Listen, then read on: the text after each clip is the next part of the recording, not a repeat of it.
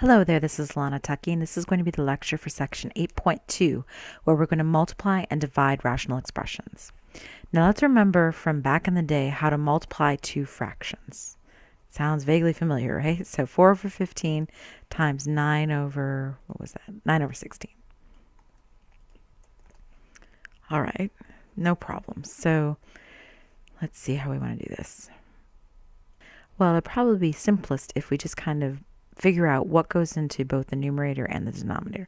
In other words, if we break these numbers down.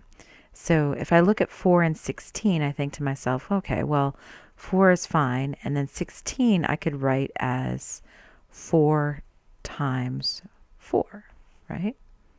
And then 9 and 15, they're both divisible by 3, so I could say that's 3 times 3 up here.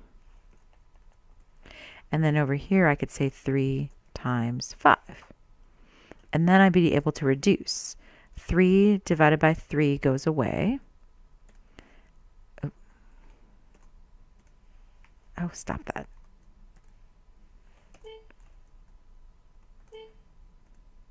I'm having troubles. There we go, I did it. All right, and then 4 divided by 4, that goes away. And what does that leave us with? We have in the numerator 3 and the denominator 20, because 5 times 4 makes 20. And you're done. All right.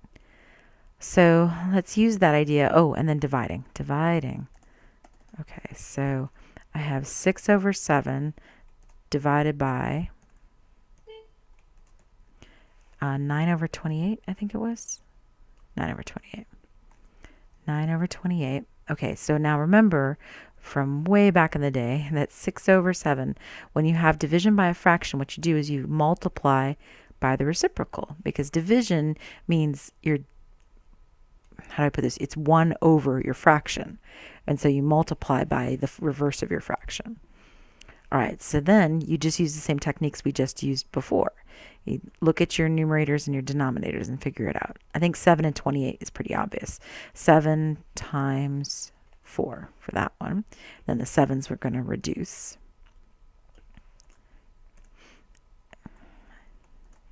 There we go. And then 6. 6 is 3 times 2, and 9 is 3 times 3. And then one of those 3's is going to go away. And over here, because 3 divided by 3 makes 1. And that leaves me with 4 times 2 in the numerator, which is 8 over 3. And that's pretty much it. So we're going to use those same ideas, but we're going to use them with algebraic fractions. So things that have variables in them.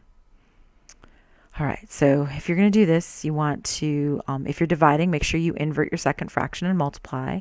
You factor everything in both fractions, and then you reduce any factors that equal to 1. That's when we cross off factors that make 1. And then you multiply what you have left. All right, so let me type this one up. Okay, there it is. I've got it. Okay, so we have division here. So we're going to invert this second fraction and multiply. And then, let's see, times. And then it's going to be 2x minus 4 on the top, and then 50x to the 8th on the bottom. Okay, so now I'm going to factor. So let's copy and paste this. Bring it over. Okay, so if I look down here at this denominator, that's 7 times x take away 2. And over here I have a GCF as well, 2 times x minus 2. And now I'm just going to start reducing. Let's see, x minus 2 and x minus 2, that's gone. So this disappears. Let's see now, 20 and 50. Well, those, you can get rid of both of the 20 and the 50, right? And that'll make 2 and 5. So let me put a little 2 there. And then over here, this is going to go and make 5, right? Right? Because 20 over 50 reduces it to 2/5. And then the x to the 8th and the x to the 6th. Well, we learned that in chapter 4. This all goes away. Here, let's see, there. And then all of these go away except for 2 of them, right? and you write a 2, oopsie, you're going to write a 2 instead, right? Okay, so that's kind of messy, so let's see what we've got. We've got a 2 right here and a 2 right here. And 2 times 2 makes 4. So let me just write that out. 2 times 2. And that'll be 4 in a minute. Then I have 7. And then I have a 5. And then I have an x squared. So this is 4 over 35 x squared. And you're done.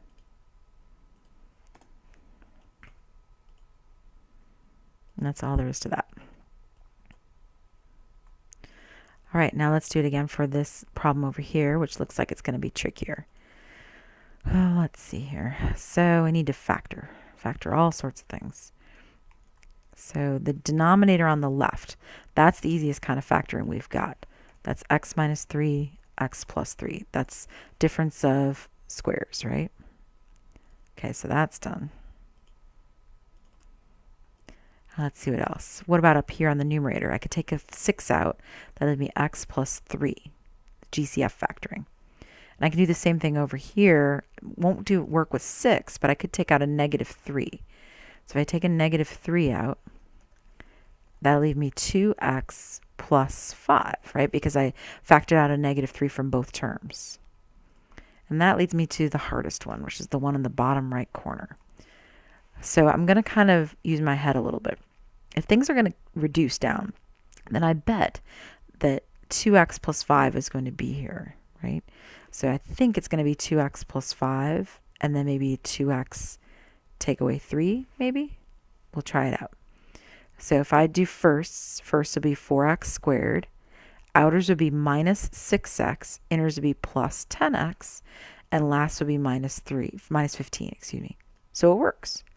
Now, if you don't believe me and you want to kind of go do that on the side somewhere, here. Remember that we learned how to do factoring of these kinds of problems by taking a times c. A times c is, let's see, negative 60. And then we need to add to b, which is 4. And so the two factors that multiply to 60 but add up to 4 would be, well, who knows? Grab a calculator. 60 divided by 1, no good. 60 divided by 2, no good. 60 divided by 3, 60 divided by 4, nope. 60 divided by 5, well, that's 5 and 12. 60 divided by 6, oh, there it is, I bet, because 6 and 10. So if I go back, they need to add up to 4. So if I use positive 10, negative 4. Negative 6, excuse me. That'd work, right? That'd add up to 10 like we want. Okay, so then what do you do with that? Well, then you write 4x squared plus 10x, take away 6x, minus 15. And then you factor by grouping. Group together the first two. What do they both have in common? Well, a 2x, right? So you can take a 2x out. And then what about these two? They both have a minus 3 in common. So you could take a minus 3 out of those. All right, so you take 2x out. That leaves you 2x plus 5. And then you take a minus 3 out. Hey, that leaves you 2x plus 5. Which means, all in all, it factors to 2x plus 5 times 2x minus 3. There we go. So this is all aside if you wanted to go do that somewhere. I'm going to make it smaller so it fits on my page. But that's it, right? So you want to go figure that out somewhere. That's fine. And then you're using it down here that's where this factoring right here comes from. So if you want to do it longhand, this is how to do it longhand right here, this little aside right here that I've done. Okay. If you want to do it shorthand, if you just want to kind of trial and error, which is what I did when I did it in my head, that's fine too. Okay, so that's a little aside. And that's where this comes from. Now, once you're here, then you can just reduce, right? 2x plus 5 and 2x plus 5, those reduce down. And then what else have you got? How about the x plus 3 over here? and one of this x plus 3 right here, gone.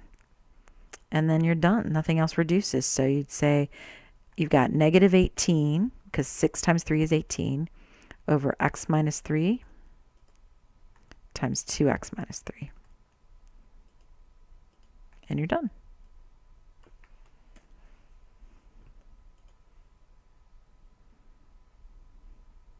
And I think I'll have time for one more. Actually, you know what? Let's stop right here, and I'll fit the next 3 on the next video. So I'll see you back here then.